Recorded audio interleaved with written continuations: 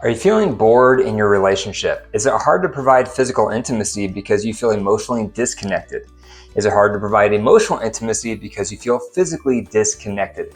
Is there not enough romance? If you answered yes, you are not alone. A lot of couples struggle when they're together for a while of losing the romance. The fire goes out. And in this episode, I'm going to cover 4 steps to bring back the romance. I'm couples therapist Dr. Wyatt. I've been in private practice since 2004, and I've helped over 1,000 couples restore their marriage. For my free training on how to rebuild your marriage in 90 days, comment the word training below, and I'll also include the link in the description. The first step to bringing back the romance is clearing out the resentments. Couples inevitably have resentments when they're together for a while because you have 2 imperfect people living side by side.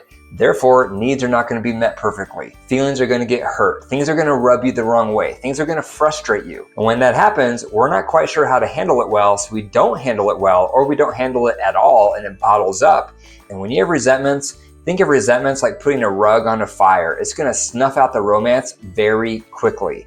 Therefore, the first step to bringing back the romance is clearing the resentments. The second step to bringing back romance is rebuilding your friendship. When you've been together for a while, it's easy to start feeling like roommates or siblings and not even friends. And when you don't feel like friends, it's hard to have romance. So bringing back the friendship means you're nurturing emotional intimacy. You're learning what that is and how to do it. You're providing a lot of affection so you feel more physically connected. You're having more quality time together. You're starting to go on dates. All of these things bring back the friendship. And without that friendship, it's hard to have the romance. So the second thing to work on is how do we foster a better friendship between us? Number 3 is for high libido partners. If you're high libido, you need to learn how to woo your spouse. Do you know how to do that? Yes, you do, or else they would not have fallen in love with you in the first place. Wooing them means you need to take your erotic impulses and convert it into their language.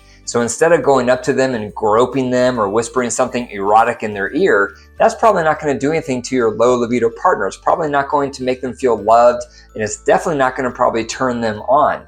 So instead, you want to take your erotic impulses that you have because you're high libido and convert it into your spouse's language. So therefore, you would go up to them and just give them a nice hug. You'd whisper into their ear why they're special to you. You want to give them a lot of attention, because that's what you did when you were first dating. You showered them with attention. You sent them text messages. You had lots of conversations. You were curious about their life. You focused on them. And that focus is wooing them. Your partner wants to feel like they are the apple of your eye. They want to feel like they have your undivided attention. They want to feel prioritized against all other competing things in your life. And often they feel the opposite. They feel lost in the shuffle. They don't feel prioritized. They don't feel significant to you. They feel like there's little to no emotional intimacy. They feel like there's little to no touching, no affection. They do not feel like you're emotionally wooing them, and that's a mistake. If you do not emotionally woo your low libido partner, they're going to shut down the bedroom. They're not going to be open to physical intimacy because they need that wooing. They need to feel special. They need to feel cherished. They need to feel prioritized like you made them feel in the beginning. So don't say you can't do it. Don't say you don't know how to do it. You did it naturally in the beginning, or they would not have fallen in love with you. So think back to how you behaved when you were dating. How were you different? How did you emotionally woo your partner? Reflect back on that behavior and then bring that back, because that's how you can emotionally woo them. If you're low libido, you have to do the opposite. You have to learn how to erotically woo your high libido partner, because that's how they experience love. In the beginning, you probably naturally did this. You would sexually flirt with them. You would probably come on to them. You were open to physical intimacy a lot. Maybe you sent them suggestive text. Maybe you flashed them frequently. But then after a while, when you're together, you stopped doing those things. You stopped erotically wooing them, and that's making them feel unloved. So to bring back romance, if you're low libido, is learning how to erotically woo your spouse again. And guess what? You know how to do it, or else your partner probably would not have fallen in love with you in the first place. Because usually when couples are dating, the low libido partner does a really good job erotically wooing their spouse. They're not even trying to.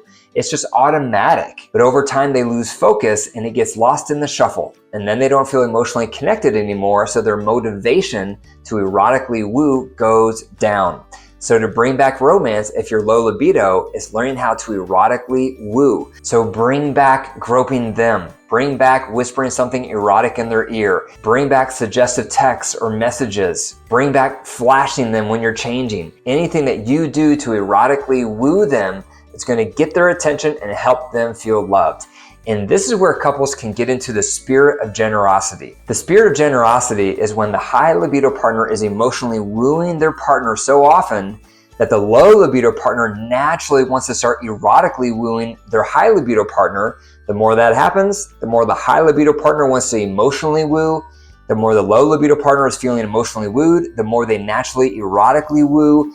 And you get the spirit of generosity, a back and forth. But unfortunately, a lot of couples don't get to that level. They don't get to a spirit of generosity because they get stuck. They get at an impasse because the high libido partner is not feeling very physically connected, so they don't woo emotionally. And because the low libido partner is not feeling very emotionally connected, they don't woo physically.